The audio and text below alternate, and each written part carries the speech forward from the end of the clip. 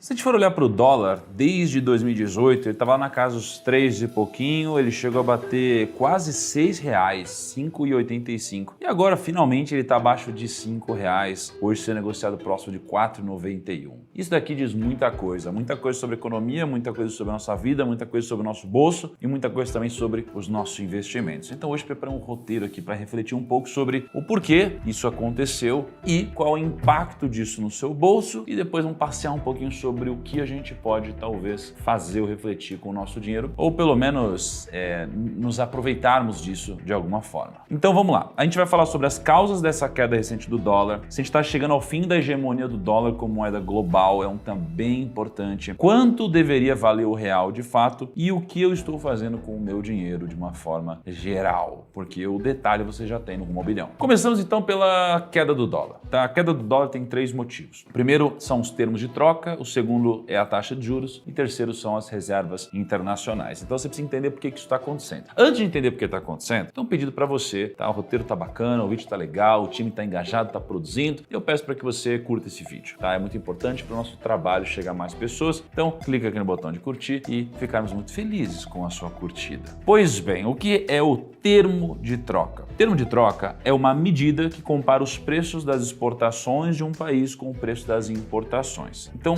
para pensar. Se o preço das exportações de um país aumenta em relação aos preços das importações, os termos de troca melhoram. Pensa que se eu tenho um iPhone, e esse iPhone custa $10 mil e o dólar custa R$10, cada $1 custa R$10, eu vou poder comprar a quantidade de iPhones. Se de repente o dólar passa a custar R$5, você concorda que agora eu posso comprar o mesmo dólar com metade do dinheiro? Então eu posso comprar 2 vezes mais iPhone? Então a lógica dos termos de troca é assim, né? Se os termos de troca melhoram, eu posso comprar mais. Se os termos de troca pioram, eu posso comprar menos. Qual que é o lado bom de eu comprar menos? O lado bom de eu comprar menos é que significa que é mais barato para os outros comprarem de mim. Logo, eu vou acabar vendendo mais, porque os outros vão comprar mais também de mim. E aqui no meu ambiente, onde negociamos em real, as pessoas vão poder comprar mais. Eu terei mais quantidade de reais, porque vai ficar muito mais atrativo comprar de mim. Então é sempre uma balança. Só que os termos de troca têm uma forte relação com o câmbio, porque quando os termos de troca sobem, a taxa de câmbio tende a se valorizar. E como você pode ver nesse gráfico, a correlação é muito forte entre os termos de troca com os Estados Unidos e, de fato, a nossa moeda. Do começo de 2023 até agora, os termos de troca já saíram de 115 pontos percentuais para praticamente 100. Ou seja, menores termos de troca significam que o próprio dólar se desvalorizou frente a essa cesta de moedas, onde a gente acaba encontrando o real. Em segundo lugar, a gente tem a taxa de juros. A taxa de juros ela é um instrumento muito importante para a gente auxiliar a economia ir numa direção ou na outra, dependendo do que a gente precisa no momento. A gente tem visto muitas notícias aqui no Brasil falando sobre como a taxa de juros está alta, e realmente 13,75 é uma taxa de juros que a gente não via faz tempo, né? Virou quase que um ato político você brigar contra o Banco Central de alguma forma. E se você não sabe, quem define a Selic é o Copom, que é o Comitê de Política Monetária. E o Copom, a cada 45 dias, se reúne para dizer qual é a taxa de juros daqui para frente. Só que a gente tem uma meta da inflação, e a meta da inflação ela não tem sido batida durante muito tempo. E como a meta da inflação não tem sido batida por muito tempo, a gente tem a taxa de juros sendo colocada lá em cima, porque a taxa de juros ela faz com que as pessoas consumam menos. Se as pessoas consomem menos, os preços caem, porque as empresas precisam deixar esses produtos mais atrativos para serem vendidos. Porque se a taxa de juros está alta, eu vou deixar meu dinheiro investido ao invés de gastar. Eu vou deixar meu dinheiro no banco ao invés de eu investir na minha companhia para que ela cresça. Eu vou então deixar de contratar funcionários por causa disso, e eles vão consumir menos, e a gente tem um ciclo. Então, com a taxa de juros alta, eu tendo a reduzir a inflação, que está muito alta. Só que quando eu subo a taxa de juros, fica bom para os investimentos. Então, o Brasil ele tem a maior taxa de juros real do mundo nesse momento. Com uma taxa de juros de 13,75 e inflação de 4,65, a gente tem um juro real de 8,7%.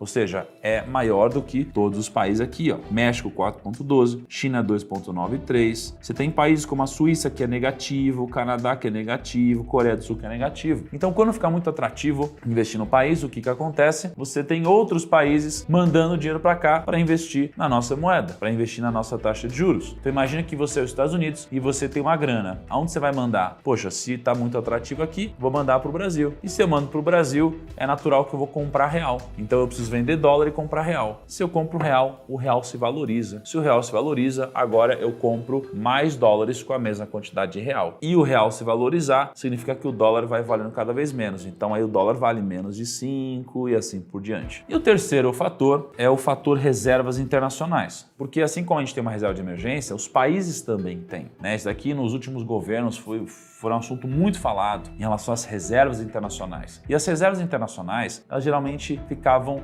em dólar. Se você for ver aqui a reserva internacional do Brasil, 80% está em dólar, depois 5% em euro, 5% em yuan, 3,5% em libra e assim por diante. Só que desde o começo dos anos 2000, as reservas em dólar saíram de mais de 70% nos bancos centrais para menos de 60%. Então a gente vê uma redução de reservas internacionais em dólar. Se tem menos reserva internacional em dólar, significa que o mundo inteiro, de certa forma, está tendo menos reserva em dólar, logo está comprando menos dólar ou até vendendo dólar. Isso é que faz o quê? Com que o dólar se desvalorize de certa forma. E aí o nosso real ele tende a se valorizar frente ao dólar nesse momento. E o que os bancos centrais têm se exposto bastante nos últimos anos tem sido o ouro. Então se você for ver aqui as compras de ouro desde 1950, os bancos centrais nunca compraram tanto ouro quanto de 2010 para cá. Então você vê que tem um fluxo positivo de compra de ouro ao invés de um fluxo negativo. Então estão preocupados com o dólar, vista que estão apostando em outra moeda, outro recurso ou uma commodity como o ouro. E aí não tem como a gente não se perguntar, caraca, para onde será que vai o dólar?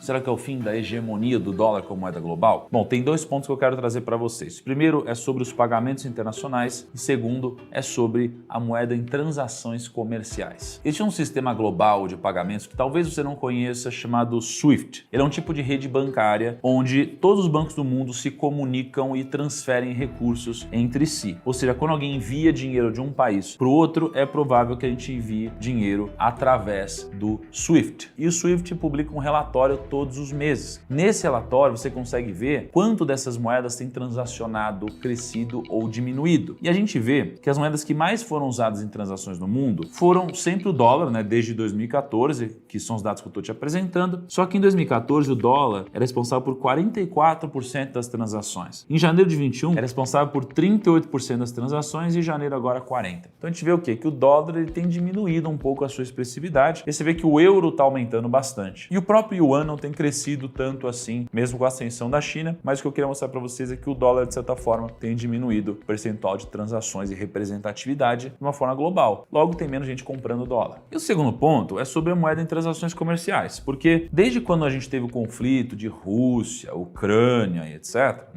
os países têm procurado mecanismos para não ficarem independentes desse sistema de uma certa forma. E aí quando você vê, por exemplo, a China tem um sistema chamado CIPS. E aí como o Brasil, por exemplo, tem um acordo bilateral, né, ou seja, um acordo com a China, faz sentido o Brasil, junto com a China, usar o CIPS para o comércio, né, para esse comércio bilateral. Ou seja, eles fazem negócios entre si. E esses dias começaram a sair algumas notícias sobre exportar produtos para a China sem passar pelo dólar. E se isso de fato acontecer, a demanda por dólar vai diminuir, o que pode fazer o dólar também cair. Então, se eu acho que a gente está no fim da hegemonia do dólar, é muito difícil dizer, mas ninguém é obrigado a utilizar o dólar. Os bancos centrais utilizam ele por garantias das moedas que eles têm. Só que quando a gente fala de moeda é sempre algo muito delicado, porque se você for pegar o Brasil, olha só, a gente teve muitas moedas já no Brasil. A gente teve os réis por mais de 400 anos, o cruzeiro por 24 anos, cruzeiro novo por 3 anos, cruzeiro segundo, depois o cruzado novo, cruzeiro real e agora o real. O real, que é a moeda que mais deu certo, digamos assim, no Brasil, até agora, né? Porque ela é a moeda atual, ela existe há 27 anos só. Se for para pensar, é bem novo, né? Já os Estados Unidos tiveram uma única moeda desde 1792. E aí a gente vem para a próxima pergunta. Legal, entendi tudo isso, mas e quanto deveria valer o real? Será que o real ele deveria valer menos? Será que deveria valer mais? E uma coisa que eu aprendi é que a melhor forma de você arruinar a carreira de analista é tentando prever para onde vai o real, para onde vai o dólar, porque de fato tem 1 bilhão de variáveis, ou talvez até mais. A gente não consegue prever para onde vai. Mas existem algumas coisas que podem nos dar um norte. Uma delas é o índice Big Mac, que é muito interessante, que é um indicador onde a gente calcula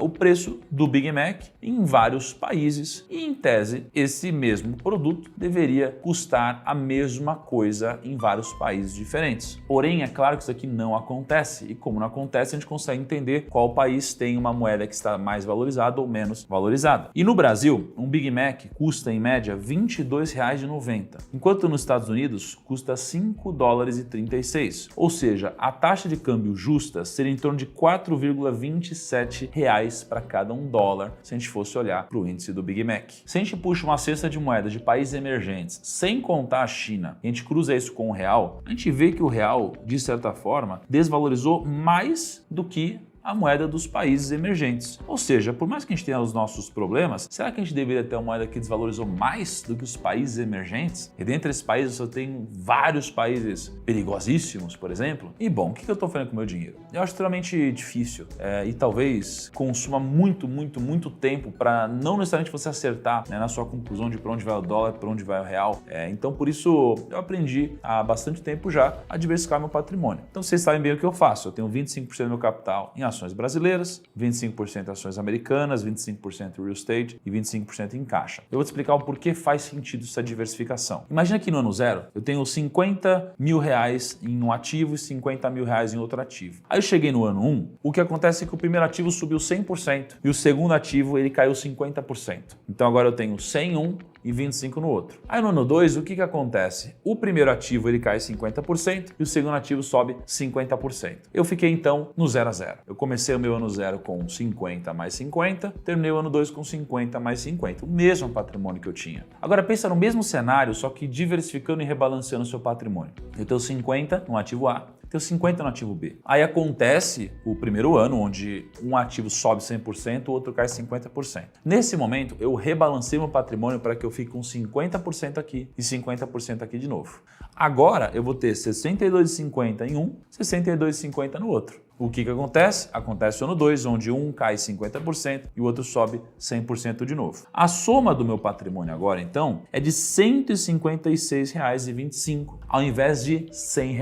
Então eu saio de um rendimento de 0% para um rendimento de 56,25% pelo simples fato de eu ter diversificado meu patrimônio e rebalanceado durante essas oscilações e capitalizado em cima da emoção das pessoas, sejam elas guiadas pelo medo, sejam elas guiadas pela ganância. Então, para mim, se você mistura isso com a lógica do Dollar Cost Average, você tem um bom portfólio, um bom patrimônio ao longo do tempo. Imagina que o Dollar Cost Average é basicamente você fazer um preço médio do dólar, ou seja, você comprar sempre. Por quê? Porque estatisticamente você tentar acertar o melhor ponto sempre de será que o dólar vai para 4,50? Será que vai para R$4? Será que vai para R$3? Você tentar acertar o melhor ponto é muito difícil. E muitas vezes você tentar acertar o melhor ponto vai te fazer perder às vezes 1, 2, 3, 4 dias de movimentos exacerbados e vai te fazer entregar todo o ganho que você teria se você acertasse o tempo correto. Por isso que a lógica é você comprar sempre, você investir sempre. Então, por exemplo, se você tivesse comprado todo mês $100 e investido $100 desde 1980, comprando todo mês um ETF que replica o S&P, você teria mais dinheiro comprando todo mês do que acertando exatamente quando seria o fundo do S&P. E a mesma coisa vale para o câmbio.